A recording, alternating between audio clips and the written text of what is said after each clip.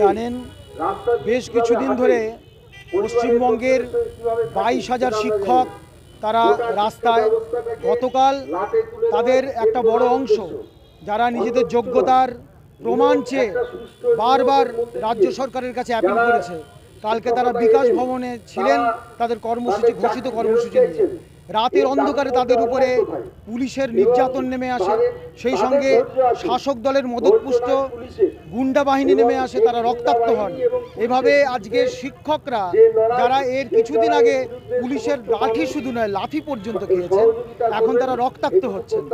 এই অত্যন্ত অপমান আমরা সাধারণ নাগরিক হিসেবে, শিক্ষক হিসেবে মেনে নিতে পারি না। তাই গোটা পশ্চিমবঙ্গের জেলায় জেলায় প্রতিবাদ এবং ধিক্কার কর্মসূচি গ্রহণ করা হয়েছে।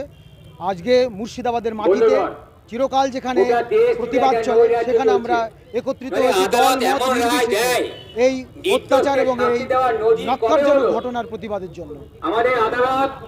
আমি ডক্টর দেবাশিস দেবনাথ, একজন সাধারণ শিক্ষক, ষোলোয়াডাঙ্গা উচ্চ বিদ্যালয়।